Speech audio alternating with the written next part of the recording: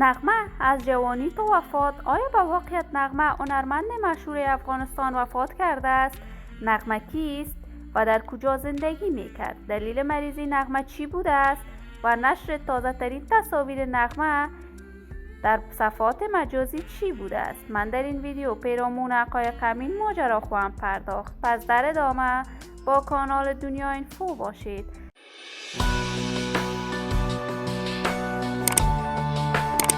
سلام و سلامتی ایام به کامتان باد. شما را خوش آمدید میگم به یکی دیگر از ویدیوهای جذاب کانال دنیا اینفو. برای دوست شدن با این کانال علامت سابسکرایب را فشار دهید تا از ویدیوهای دیگر کانال دنیا اینفو هم آگاه شوید. خانم نغمه شاپیره، یکی از هنرمندان مشهور و محبوب افغانستان، در اول جنوری 1951 در ولایت زیبای کندهار افغانستان دیده به جهان گشود. وی از هنرمندان مشهور و موفق کشور بوده است. در سال 1980 به کارهای هنری خود به طور رسمی آغاز کرد. نغمه بیشتر اوقات آهنگهای پشتو می سراید ولی علاقه سرودن و آهنگهای دری هم دارد. نغمه در جریان سال 1980 تا 1990 با منگل همسر سابقش ازدواج کرد و با این هنرمند هم آهنگهای بیشمار ثبت کرده است. نغمه را میتوان یکی از هنرمندان فولکلور خانم در هنر موسیقی افغانستان دانست.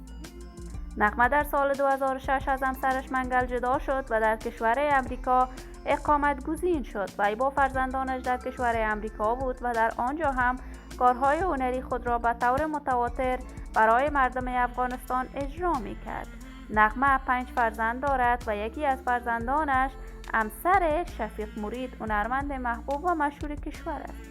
این روزها تصاویر نغمه دست به دست می شود که گویا نغمه وفات کرده است، اما حقیقت ماجرا چیز دیگری است. نغمه به دلیل مبتلا شدن به سرطان در بزرگترین شفاخانه در امریکا بستری است. وی از تمامی دوستداران و علاقمندانش طلب بخشش و نیایش کرده است. من هم آرزوی شفایاب شدن برای این هنرمند محبوب و مشهور کشور خود از بارگاه عزت الله خواهانم.